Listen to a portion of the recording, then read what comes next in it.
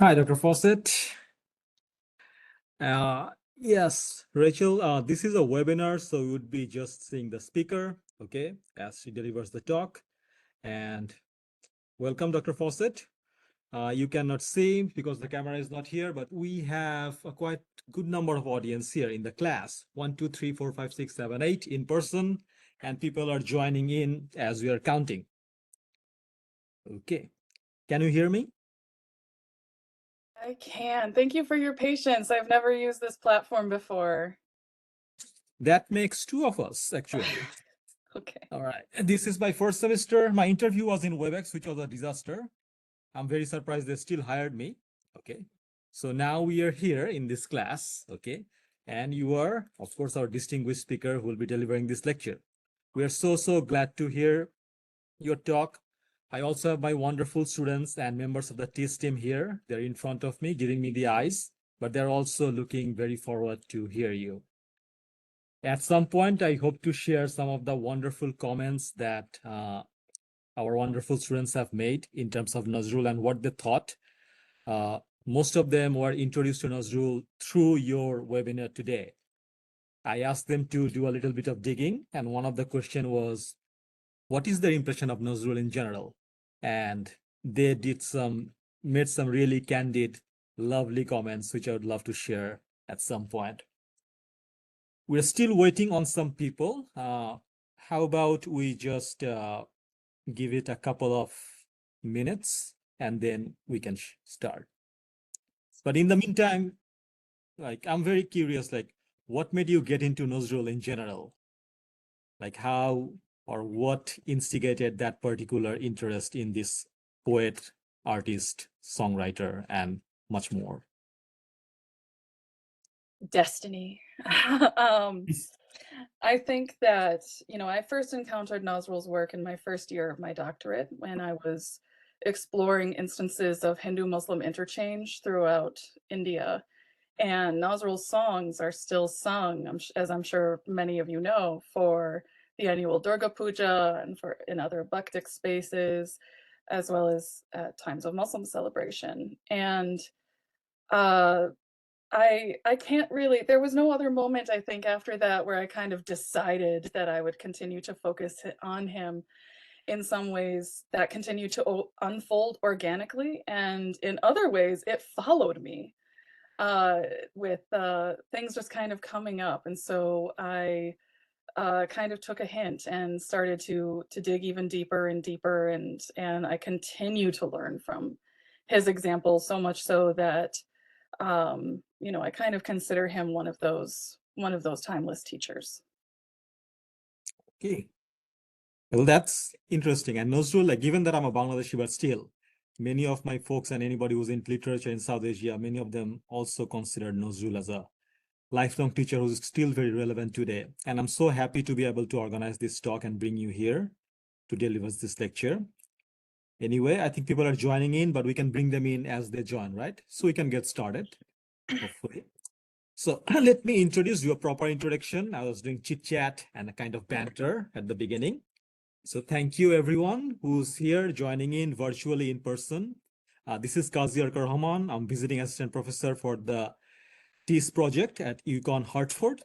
It is great pleasure to bring in Dr. Fawcett with us for this lecture. I will be introducing Dr. Fawcett, and then I will be introducing a little bit about Dr. Nazrul before I give the floor to Dr. Fawcett to deliver her lecture.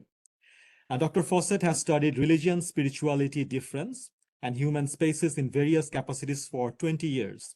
She holds an MA in Islamic Studies and Muslim-Christian Relation from Hartford Seminary, now known as Hartford International, and a PhD in Theology and Ethics from the Graduate Theological Seminary in Berkeley, California.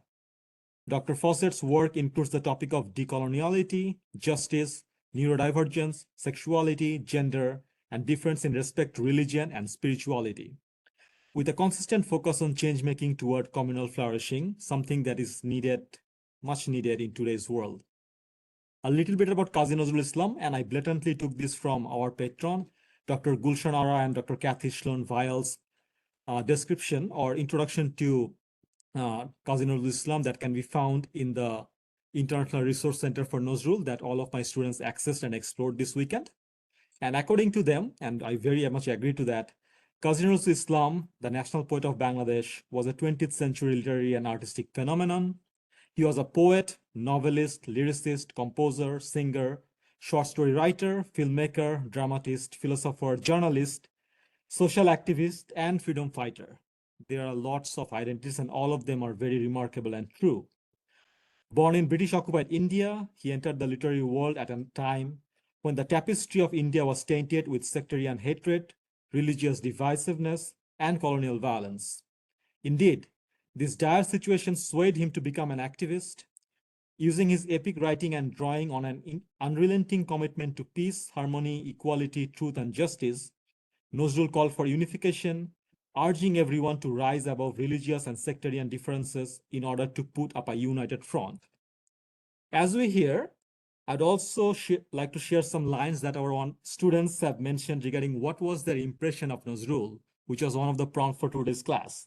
And some of the lines include, Nazrul's legacy was a poet, thinker, and activist shows how art can drive collective action for a fairer and more harmonious world. His strong view for women's rights, gender equality, and abolition of practices like child marriage and dowry signifies that he has a good heart and a strong spirit for fighting for what is just and right. Something I think that also appears in Dr. Fawcett's talk. His work transcends the specific historical context of British India and speaks to the universal human desire for freedom and self-determination. And he ranked social justice in terms of race, gender, and class as the first essential component of freedom. So even just exploring Nazrul's work on a very introductory level, people do seem to get an idea that he has been a thinker and supporter of all kinds of rights and equality from the very beginning.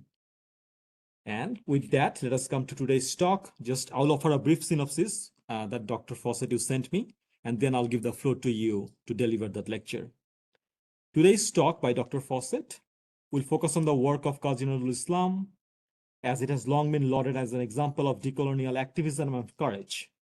Yet there is more to the legacy that Nazrul leaves us than may nearly fit into his poetry, especially in respect to what Nazrul's life teaches us about turning theory into action and hope into change. This talk will revisit Nazrul's work as an illustration of the third space, a space wherein claims to exclusivity and superiority are easily identified and dismantled before reflecting on the power of Nazrul's gift as the bridge between thought and action. Now, Dr. Fawcett, as I invite you to deliver your talk, I will probably mute my screen so that audience and everyone can focus on your talk.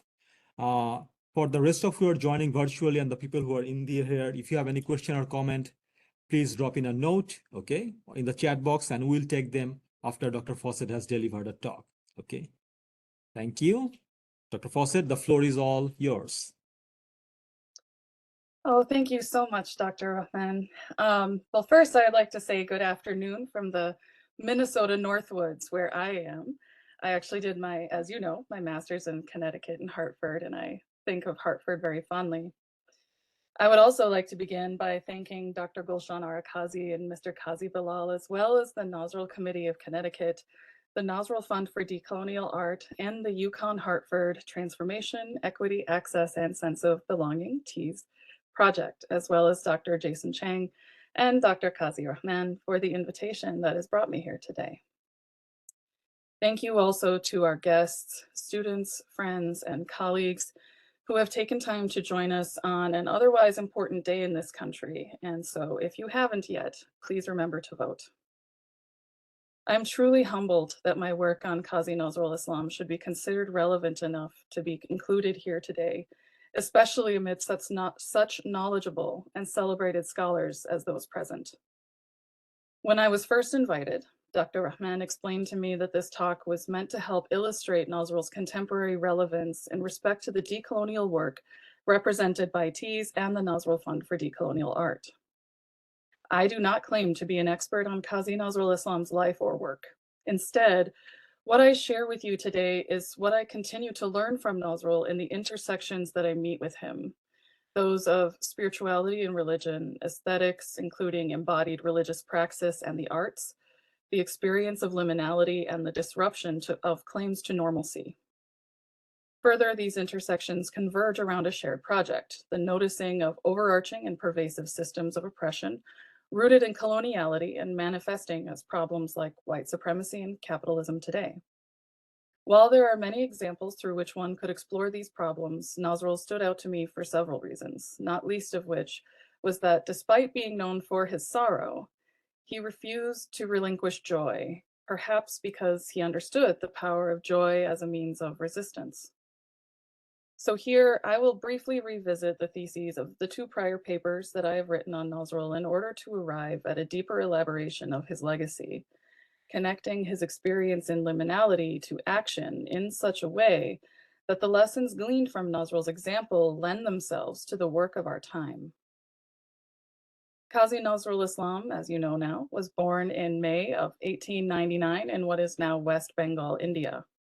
Like his father, Nazrul was educated and trained at the local mosque, and upon his father's death, his father was Imam, in 1908, he took up the responsibilities of caretaking the mosque and other local shrines. When he was 14, Nazrul's uncle initiated him into the local Leto group, bands of folk musicians that may belong to any spiritual tradition, the myths and legends of which frequently appearing in song and prose. It is this background that many attribute Nazrul's use of both Hindu and Muslim imagery and spirituality in his poetry and music, coupled with frequent calls for people to transcend external labels and differences. Such transcendence has been suggested as necessary for similar efforts, such as early models of interfaith dialogue, because difference was viewed as inherently problematic and fundamentally opposed to the connections sought through a focus on commonality. But as I explored Nazrul's life and work, what I saw was not a negation or devaluing of difference, but a falling in love with it. In her excellent chapter, A Muslim Poet in the Lap of a Hindu Mother, Dr. Rachelle McDermott describes Nazrul as being able to, quote, move effortlessly and with enthusiasm between different cultural, linguistic, and religious worlds. Moving between worlds, so at home in both and yet comfortable in the space between them, suggests not a rising above difference, but a joyful exploration of it, one that he allowed to change him and invited others to experience the same. For this reason, I argued that Nazrul may be thought of as a bridge. This is the first paper. As a means by which each side may approach the other, people who are bridges both connect us in our shared qualities and allow us to exist in our uniqueness. Bridges allow for communication, mutual exchange, and exploration without ever seeking to amalgamate the different ends.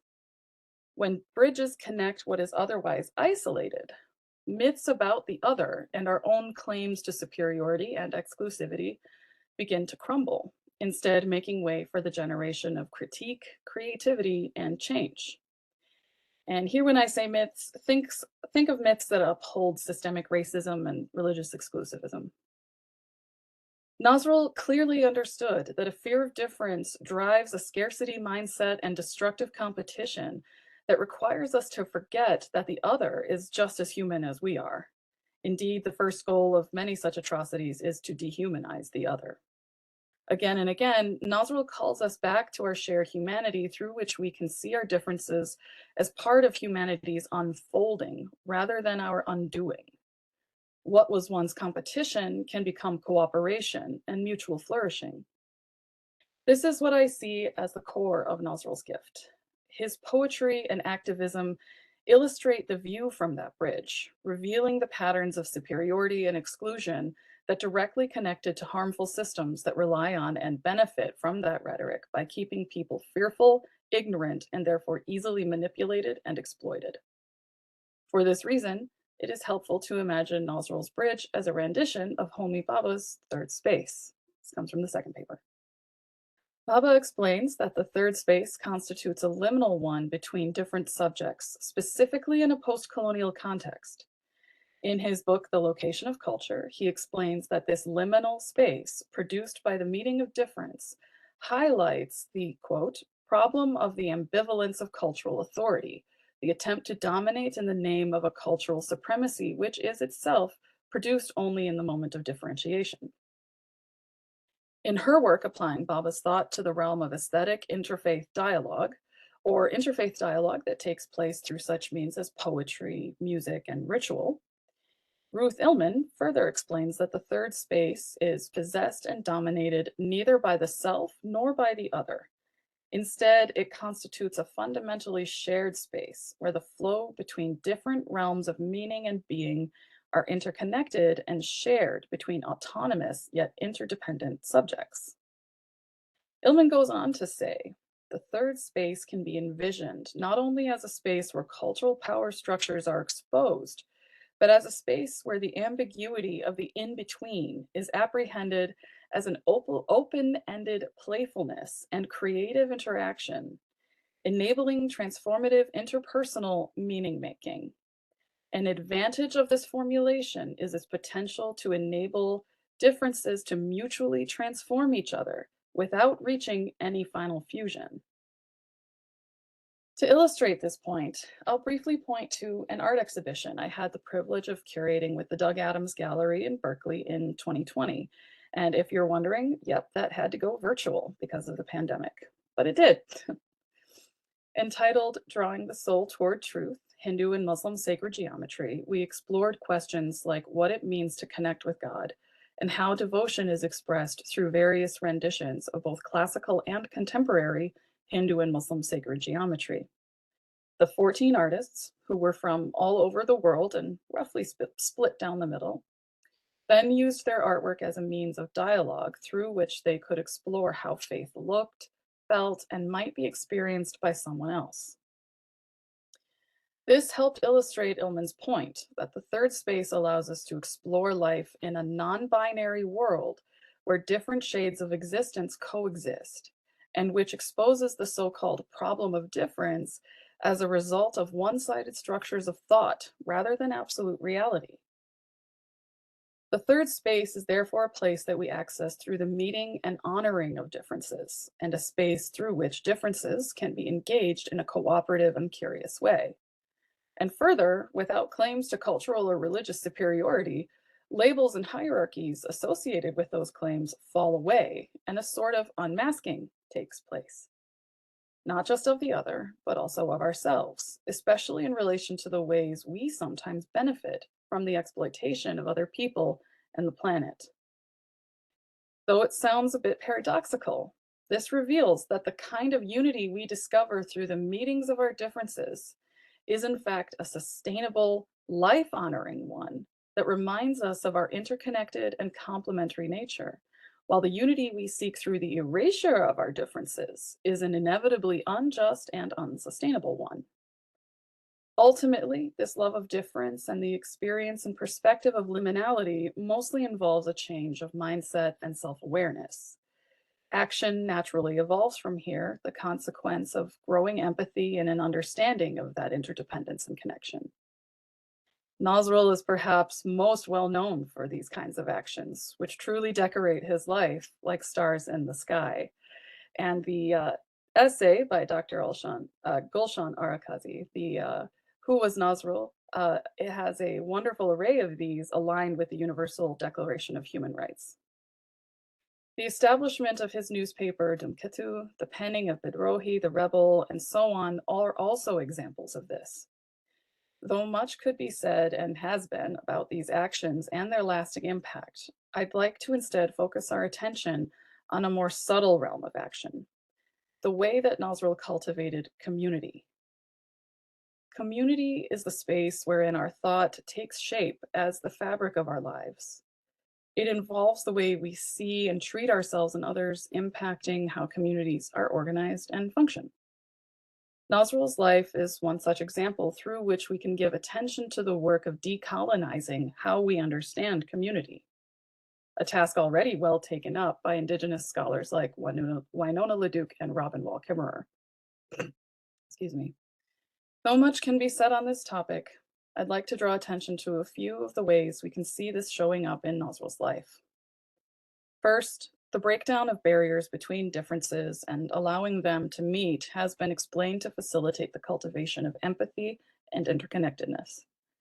This means that claims to normalcy or correctness that revolve around the definitions and parameters set forth by oppressive powers are immediately upset, but may not be if not approached with intention. For example, a community that embraces a patriarchal structure inherently involves the creation of hierarchies around gender and sexuality, with the norm or highest role reserved for those who best fit that ideal, generally straight men. But this is not the kind of community that we see in Nazrul, especially through poetry like Coolies and Laborers, where Nazrul says, "Today let us be equal and free, and if anybody abuses one of us, let us all feel the pain in equal degree. Let the disgrace of one be considered a shame to the whole of mankind." Thank you to Dr. Winston Langley for that translation. Through this and an untold number of other examples, Nazrul's sense of community revolves around solidarity. There is even a little more than just an awareness of interconnection here. There is also a refusal to relinquish it, to never allow our differences to make us forget what we share, even as we celebrate those differences. The second element of this community that I immediately notice is restraint. Nazrul's expression of community situated him among the masses, but that was an intentional choice. To the best of my knowledge, Nazrul not only refused to wield power against others, he also refused it even when it was offered to him. The clearest example of this, in my view, is the way he treated his wife Pramila, who was a Hindu. In her book, The Descent of Nazrul Islam, Priti Kumar Mitra explains that around the time of their marriage, several notable Muslim figures called for her conversion to Islam. Such statements appeared to assume that Nazrul would be amenable to the sort of authority that some men believe they have over their wives. However, Nazrul refused that power, realizing its inherent immorality, and again, choosing instead to center the values that he is known for, and which we remember today. By referring to restraint alongside solidarity, I mean to emphasize that Nazrul did not just look for common ground. He intentionally rejected any rhetoric or ideology that would bring him closer to those claims of superiority, choosing instead to say no, even when the system might have been set up in his favor. Today, we can see the same pattern in the work of anti-racism, the rejection of performative allyship, spiritual bypassing, and value signaling. It isn't enough to simply believe we welcome others. We must also be keenly aware of the ways in which systems of power around us lure us back in with promises of sharing that power, which will always take us closer and deeper into the colonial paradigm.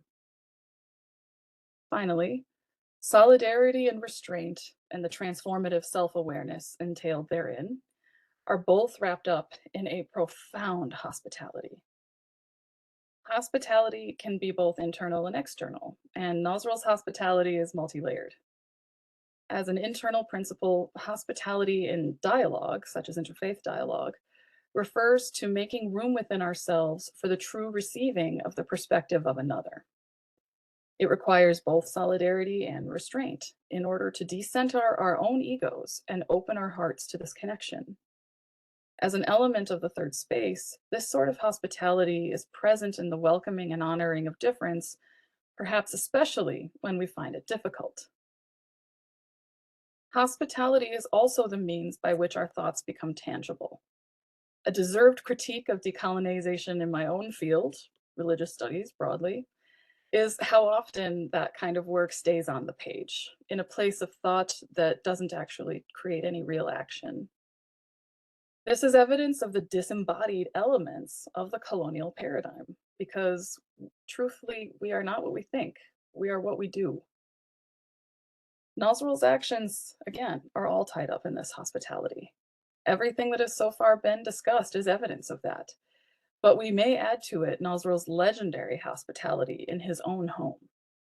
His ideas became life as he welcomed people from all walks of life to his table, and as a musician and artist, partook in the spiritual life of his community in all its diversity, sharing meals, life events, holidays, as well as our shared and interconnected suffering, is the sort of small, mundane work that creates a sustainable foundation for these larger actions. Such hospitality also removes the idea of a savior and replaces it with joined hands. Nazrul's legacy is not just his poetry, not just his love for humanity or God, but how these parts of him came together in the face of tremendous adversity and ongoing struggle to give us an example of what it really means to live a life of resistance against oppression. And if our oppression hinges on division and ignorance, and our liberation hinges on correct connection and learning, then what else can be said except that Nazrul shows us what is possible when we choose a life of love. Before closing, I would like to invite you all to reflect on what it means to receive a gift. In her book, Braiding Sweetgrass, Robin Wall Kimmerer speaks at length as to the ethics of gift giving and receiving from an Indigenous perspective. She says, gifts from the earth or from each other establish a particular relationship, an obligation of sorts to give, to receive, and to reciprocate. Nazrul's gift is the life he led, colored by courage, devotion, generosity, and love. By exploring how and why he did this, we become capable of receiving his gift, this sacred memory. But to truly receive it is to set it free within us, lighting all the same lamps that it lit in him and more. Receiving Nazrul's gift means holding ourselves and our communities accountable. It means becoming aware of whose stolen land we exist on and determining best how we can divest from projects of exploitation and genocide. It means learning more about our local communities, becoming involved in local governments, addressing the need we find around us, and working to break down the barriers to our mutual flourishing. Kimmerer also mentions reciprocity. By receiving this gift, we accept the responsibility of paying it forward and paying homage to the givers themselves. Nazrul's gift cannot be passed on merely by studying it or speaking about it. This is how we work to understand the gift. But in order to reciprocate the gift itself, it must be passed on through our actions. Not just big actions, but small ones too, allowing us to not just receive and give a gift, but to become it. It gets passed on through our living, messy, imperfect, constantly growing life. Nazrul shows us that we don't always have to have all the answers, maybe not entirely even know what we're doing, but we can keep working and we can keep learning. Nazrul's gift shows us that it is still possible and that it all starts with falling in love with difference. Thank you. Thank you, Dr. Fawcett. Again, we're just figuring out how to do the grade, but thank you. That was a wonderful and insightful talk and a very fascinating one from which we can learn so much, and especially that. Again, for the audience who has joined virtually, feel free to drop your question or comment on the chat, and we will take them into account and relay them to Dr. Fawcett here. I really like the idea that you presented here. You touched on a couple of your papers, especially I'm inclined to the idea of the third space that you mentioned, which I found fascinating. I read the entire paper, I found it on academia, and then I thought instead of asking you, I'll just read it from there. And there you identified, you had this one line that, I'm not quoting you directly, but Nazrul's poetry seems to depict a desire for more than just political solidarity. That is the idea. It is much bigger than simply one angle. And regarding Nazrul's true legacy, you identified the third space that tend to hold all authorities accountable, and that is religious, spiritual, and personal, which is a very interesting and bold idea. So the difference is protected and cherished, and unity can be attained through a powerful empathy and common humanity that understands difference as an integral part of what it means to be human, something that you touched on and also focused on during the end of your lecture, which I think is a very, very necessary work and makes Nazrul relevant not only for the modern times, but even in this particular chaotic postmodern time, and on this very particular historical fifth, when so much is at stake at so many points. It reminded me like how your lecture also connected to the Nazrul endowment. And like I mentioned to your email, that much of my work that I'll be trying to, or we do here with the Nazrul endowment, is to make Nazrul visible, more accessible to a new, broader audience, especially to the younger generation, many of whom did not have the chance to encounter his lovely work. And in the first annual lecture of the Nazrul endowment, Professor Winston and Langley, the title of his lecture was The Voice of Poetry and the Direction of Civilization. And of course, with the Homi Bhabha, that third space idea that you mentioned, Dr. Langley focused on this idea, like with the clash of civilization, this idea which gained prominence and is very much in pop culture right now, where people have this idea that there are 7 to 8 different civilizations, the Confucius one, the Western one, the Greco-Roman one, the Islamic one, the Hindu one, and the Scandinavian one. And somehow the goal or move forward is how this civilization clash with each other and who wins.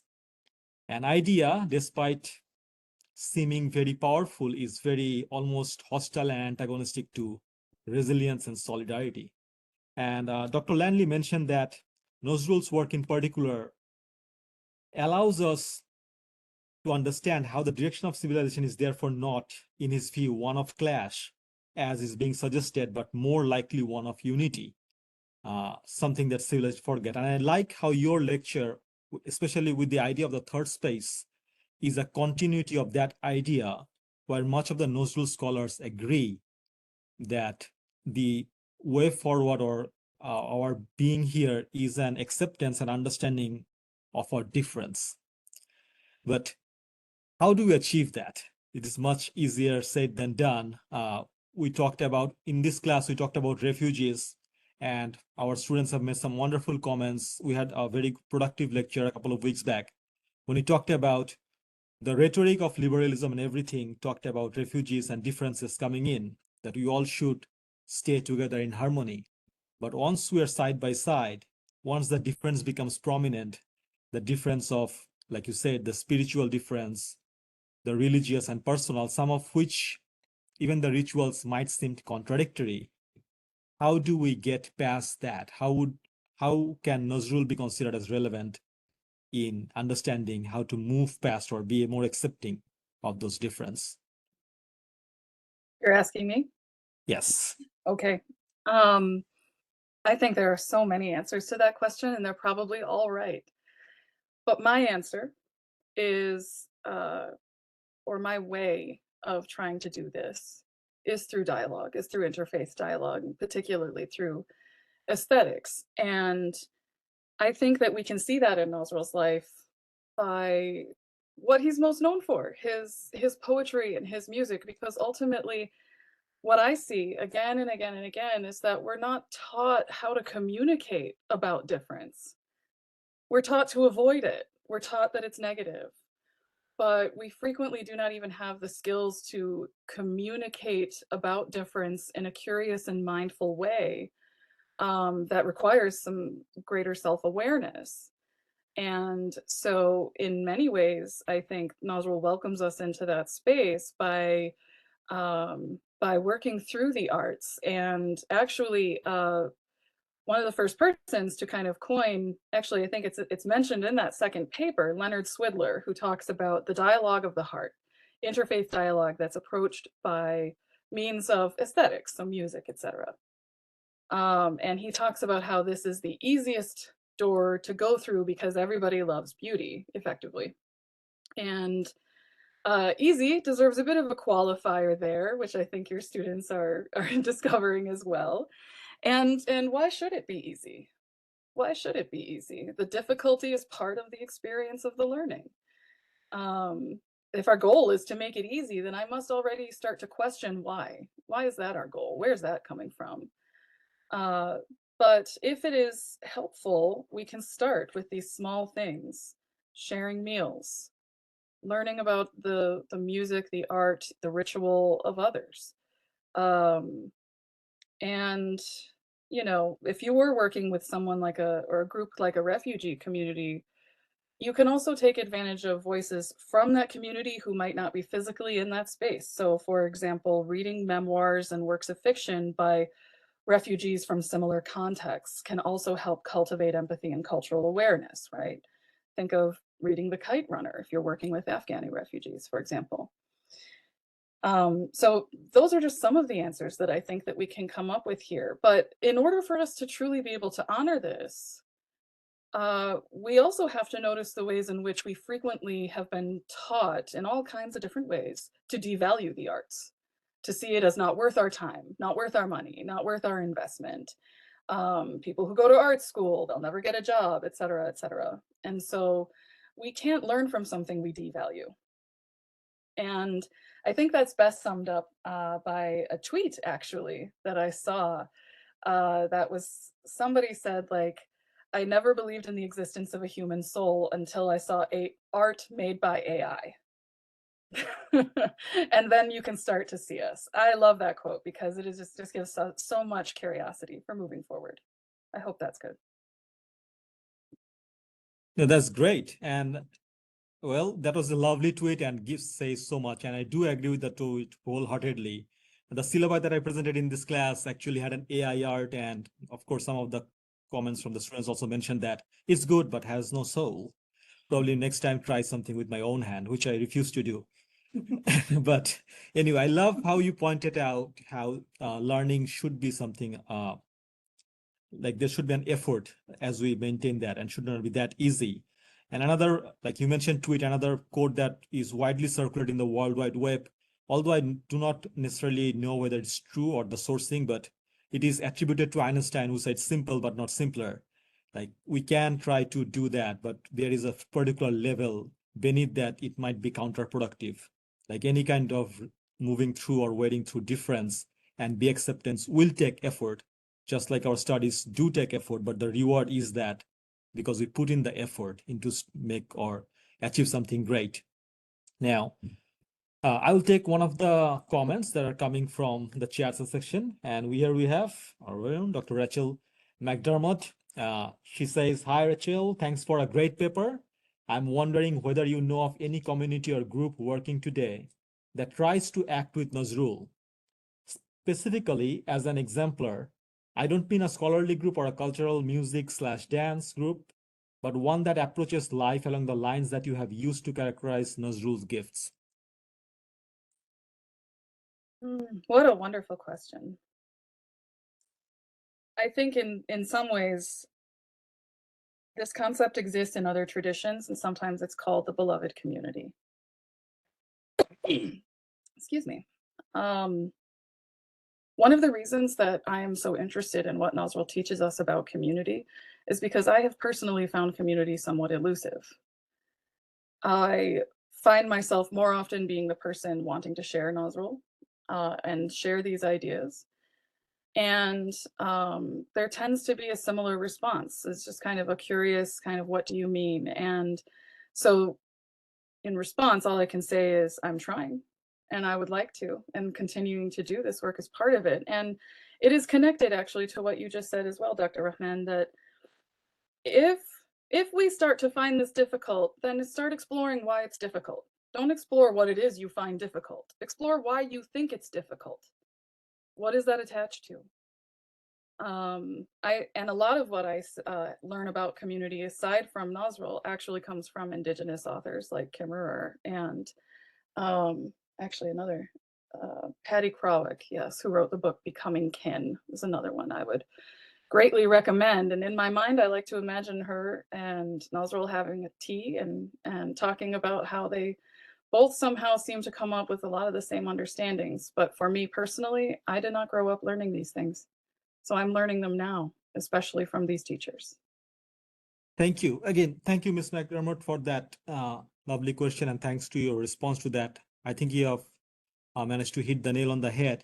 I will just tie our conversation now with that particular comment provided by Ms. McDermott. And from the recent public-facing articles, like many of them are coming to the newspaper and have printed out some excerpt, there seems to be the consensus is that so I'm going to read out some of the titles and then a point. So the three things that I pulled out from some newspaper is, number one, the title was Understanding Nazrul and His World. Then the second one, Nazrul in Film, Lesser Known Facts About Our National Poet. And the third one, Are We Doing Enough to Preserve Nazrul Legacy? And all these three articles do interviews with Nazrul scholars, both popular, critical, and activist, and also other artists like Mishuk Munir, Mustafa Munir, these kind of people regarding why Nazrul's work is not getting wider access. And the key components seem to be a lack of translation, again, for an English-speaking audience. But thanks to this such kind of initiative by Gulshan Arka and Bilal Hussein, the international research for Nazrul, I think they have done some exemplary work on bringing Nazrul work to some of the global audience as far as English goes. But Khilkhil Qazi, who's the granddaughter of Nazrul and also runs the Nazrul Institute in Bangladesh, also mentioned that a part of the problem is that we do not have enough work on Nazrul that is remixed, remodified, or like made into to appeal to a younger, newer audience. So if we look into much of the canonical writers from the global north, like Shakespeare, William Blake, even artists such as Van Gogh, there's a great exhibition going with immersive Van Gogh that if you, I don't know whether you've been to that exhibition, but if you go there, the entire landscape transformed into Van Gogh's painting, you sort of feels like you're living, breathing a part of Van Gogh's exhibition. A very, very fascinating work. So there seems to be a lack of work, this kind of work, newish with using technology that seems to elude scholars from Nazrul or any like artist or writer from global south. Would you consider that funding is the primary problem to bring attention to this, or are there other factors contributing to why we do not have enough work that looks into popularizing such writers to a newer, younger generation? Funding is a problem for pretty much everybody all the time, so you can never go wrong with blaming funding. But that aside, all of the work that you just mentioned is scholarly, and that's important. We're talking about scholarly relevance, thank you, and greater awareness. This is part of that. And I think one of the ways we can do that is kind of by one of the things I just mentioned, bringing Nazrul's legacy into conversation with the legacies of similar people from our own context in order to kind of explore that a little further, see what's different, what can be learned or challenged from such a conversation, which is a largely scholarly product, but doesn't necessarily have to be. But I also wonder, how would the way that we think about Nazrul's legacy changed if we put at least as much effort into change-making projects that go beyond the scholarly? What if we did that?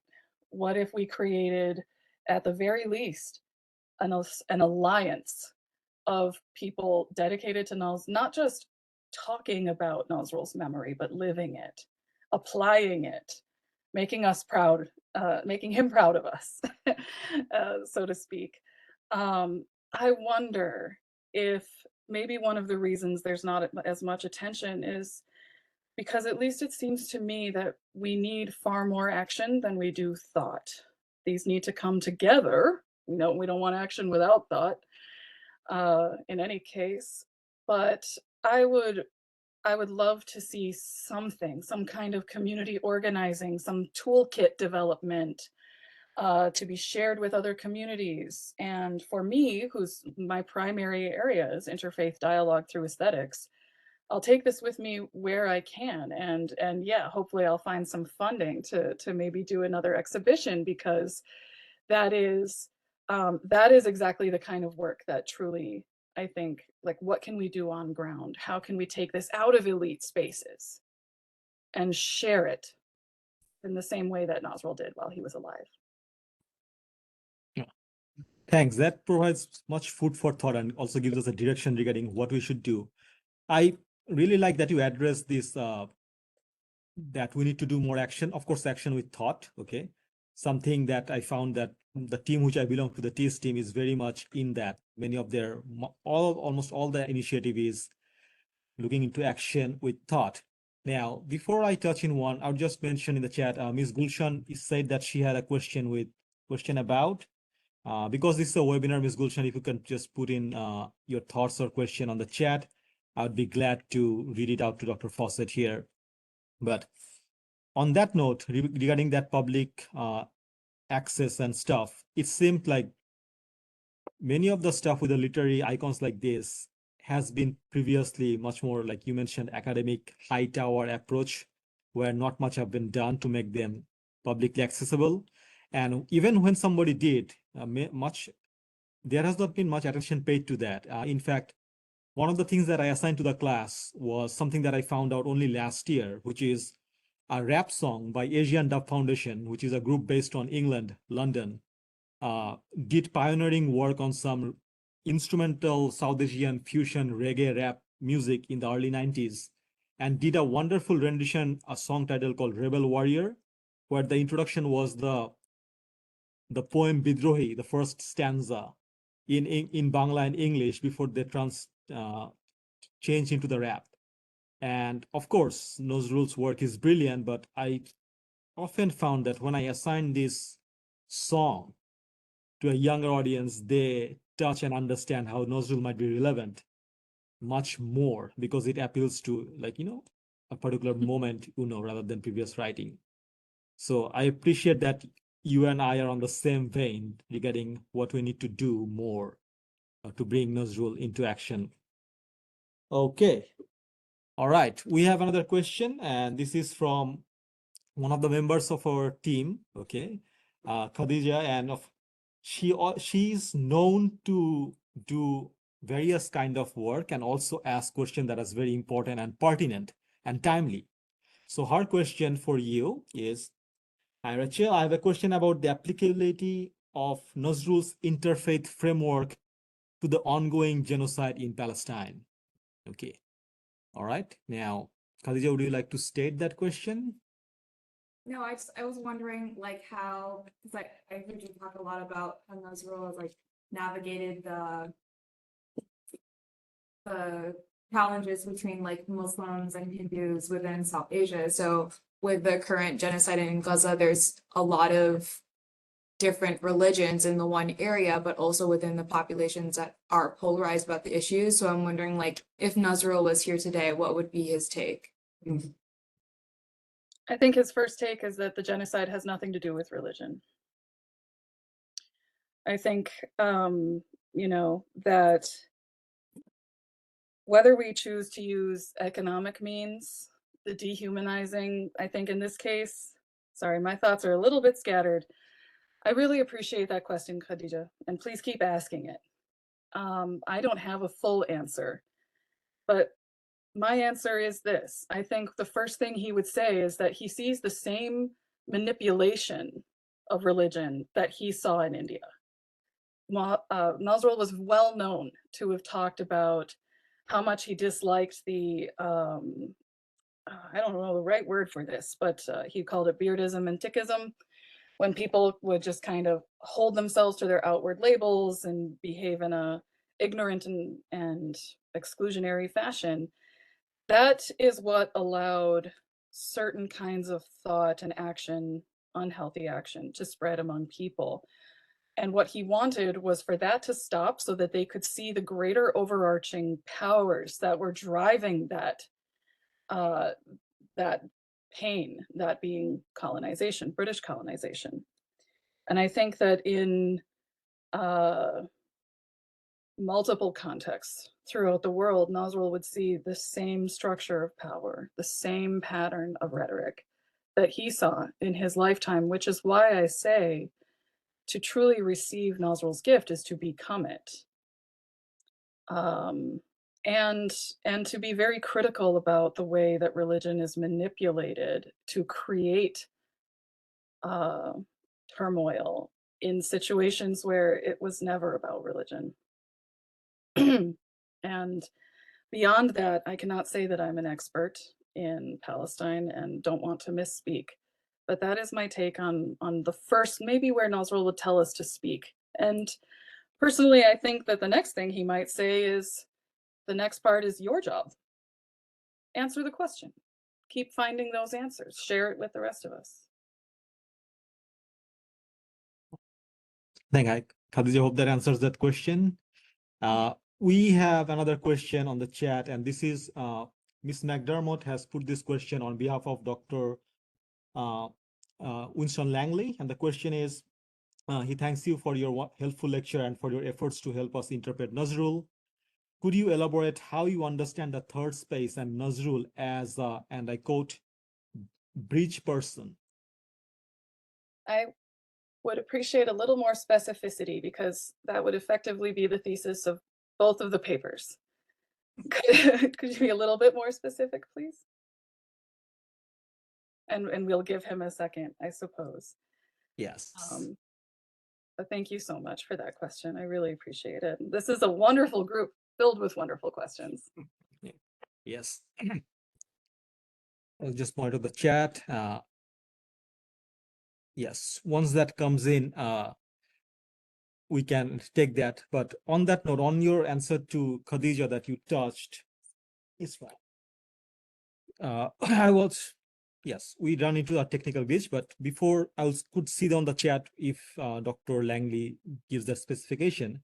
But on your, regarding your answer to Khadija, it reminded me of again to the introduction that Gulshan Kazi and Dr. Kathy put up regarding who was Nazrul. And they had this excerpt at their regarding, and I quote, Nazrul made some similar statement while delivering the last speech of his life in 1941. In his speech, if the flute doesn't play anymore, he stated, and this is an excerpt of that, if reincarnated by the cadence of your love, I ever return to this world, I will not come as Nazrul you know. This Nazrul will be long gone through the door of death. I will come not as a Muslim nor a Hindu, but as someone rising above all religion, as the disciple of the one and only Lord of the universe. And again, I have found that this particular thing has been misinterpreted by much time regarding like anti-religion or something, which is nothing to do with that. Of course, this is a common misperception. And I think that caters to what you pointed out, that the current ongoing onslaught in Gaza has nothing to do with religion per se, but it is tied to much higher figure, much other things with colonization, with oppression and stuff. And religion is only one attribute to that that is being highlighted for so.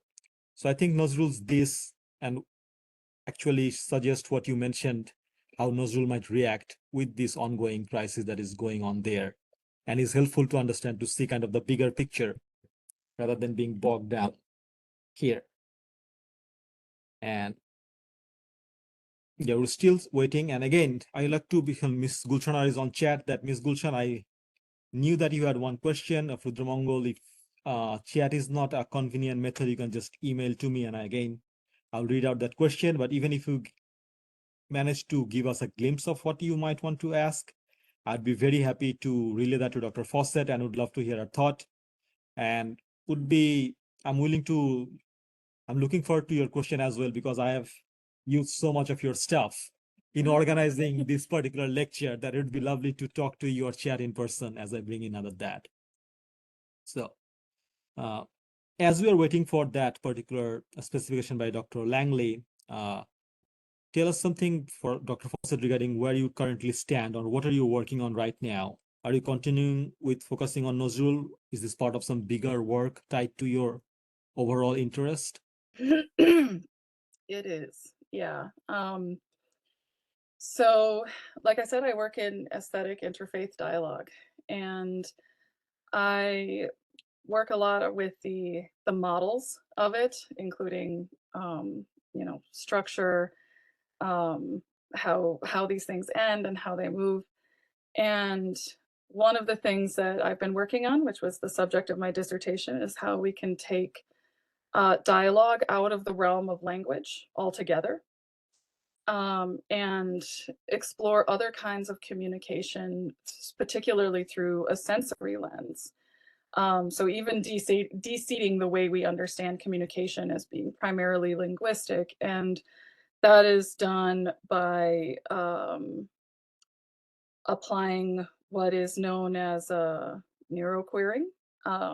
So for example, a part of learning to communicate differently and intersecting with neurodivergence is that there are many neurodivergent people, so that have ADHD, that are autistic, OCD, etc., who communicate through a variety of means and whose communication is frequently misunderstood by a neurotypical populace that frequently doesn't even realize how exclusionary they are to other communication styles, particularly when we think about stigma associated with autism.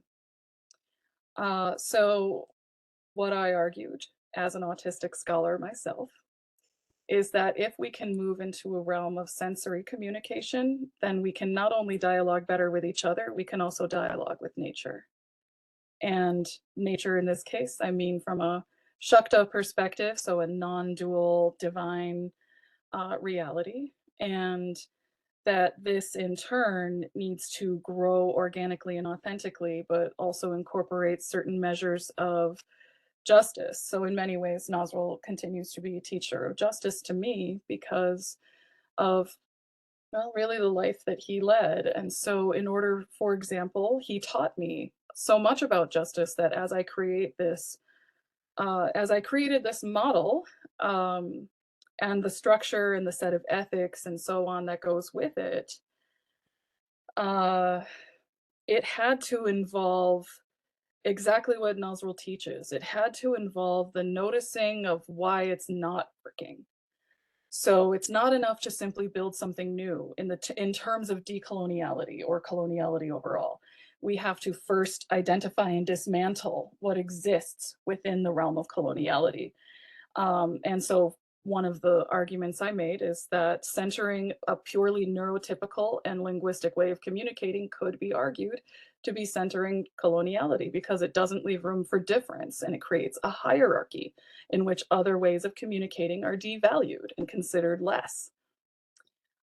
So that is part of the reason that I read and work with a lot of indigenous thought and so on, because that's part of the way I fold reparation into this work as well. So out here in the Minnesota Northwoods, where it feels we're about 2 hours away from Canada and there's bears in my backyard and stuff, which is the best. I love it. And my husband Sully and I have 10 acres where we're working on a project of rewilding and homesteading that is the process of this dialogue.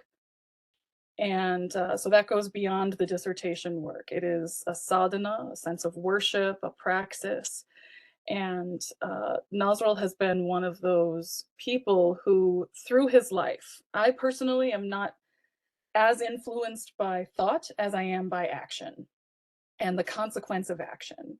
And Nazrul does not disappoint there. He gives us all the action we could ever want with every breath he possibly could. So in some ways it's connected and it moves even further. Thank you for letting me share that. I will talk about it forever if I'm allowed. So Well, that's why we're in academia. Like if we could not talk for days about niche work, but thank you for sharing that. That is such a wonderful, wonderful thing that you're doing. And I so appreciate how you tied with that regarding it is just not academic work, but it's kind of like a philosophy, a practice by itself that is grounded on almost seems to be all aspect of your life, gearing or focusing towards that. And it is very, very necessary work, let me tell you that, especially with the neurodivergent group. I think much work needed to be done to bring more attention and an awareness of that as well. So we do have a little bit of explanation that Ms. McDermott has sent regarding the previous question from Dr. Langley. And I'll just read out the chat comment to you. The third space allows for the interrogation of difference. Does the bridge do the same thing, or does it but offer connection? It seems Nazrul shared much of the Buddhist view that they were not only connected and interdependent, but are also inseparable. Thank you, Winston Langley. yeah, I think that's a very just observation. So I'm going to use my pen here for a second. And let's imagine this pen is a bridge. And so as each of these sides is connected, there's a space here in the middle. And it is that middle of the bridge that I see as the home of the third space.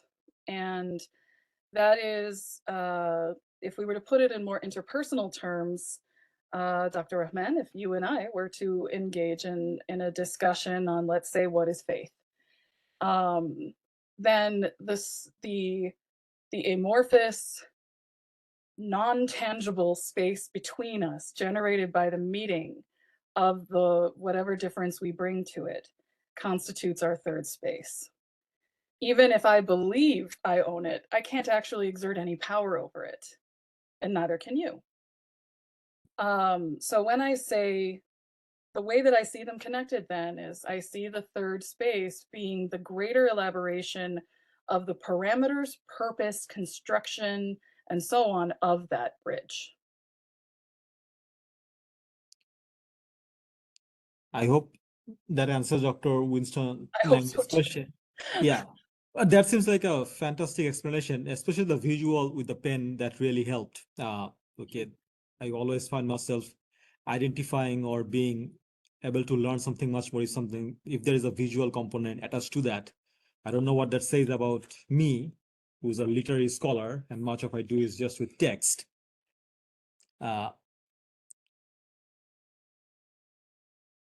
Okay, so Mr. McDermott had provided the second question, probably that's typed wrong. Correction on the second question, it should have read, the Buddhist view that we are not only connected and interdependent, but are also inseparable. But I think your answer to that would also probably would have remained same explanation. But I appreciate Mr. McDermott giving me that correction that shows her rigor as an academic. Okay, even on the chat comment, she's like, this is a corrected question. I appreciate that very much. Now we're almost near the end of the time, and still waiting on question from Miss Gulshan. Again, this is structured as a webinar. I think that might have thrown some people are a little bit off, so we can just see each other. Miss Gulshan, if you have some time, again, I would be glad to address that question, but we're also nearing the end of the session, so it might not be possible today, but feel free to reach out to me or even to Dr. Fawcett. I think both of us would be very happy to relay that question to her and get our thoughts on that. And I would also love to connect with you as well. So because we were not able to cater to that question right now, I would like to end again by thanking Dr. Fawcett and with this parting remark from, again, Dr. Gulshan's work of Who is Nazrul. And at the end, this is a joint work by Gulshan Qazi and Kathi Schland-Wiles, I think, who's a professor of UConn English department. And this was done earlier. So that particular paper regarding we do have a comment from Ms. Gulshan finally. About third space, Ms. comments, my comment is that Nazrul belonged to a 5-dimensional world, exclamation point. I think that I too agree, given that I read out an identity of Nazrul, which I agree, which has 17 adjectives in total regarding his identity. I do agree a person of his dimension would belong to 5 dimension. But we are ending this session with your remark, Ms. Gulshan and Dr. Kathy's. I quote, so who was Nazrul? Although the answer appears to be quite complex, he was in the end a simple man with extraordinary talent, indomitable conviction, and intense desire to do well to the world. And his vision is even more relevant today when we are faced with the enormity of religious conflict, human rights violation, global struggle, and racist politics, something that Kazi's question also pointed out. We must therefore work together to continue to make Nazrul's dream a reality and commit ourselves to building a world of peace and harmony. And I think this ties in nicely with Dr. Fawcett, your work with the third space, and how Nazrul's work point towards solidarity and accountability that transcend spiritual, religious, and personal, and goes beyond that. But with that, thank you so much for joining us. I hope our students and all the attendees enjoyed that, both in-house and personal.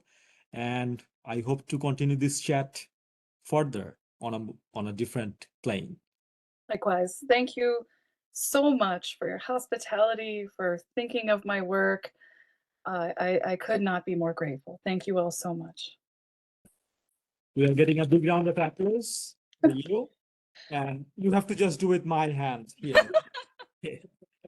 All right. Thank you for joining us. Enjoy the Minnesotan woods, and I hope you don't get too close to the bears. They are friend-shaped, but not friends. Yes. Thank you so much, all. Be well. Bye-bye.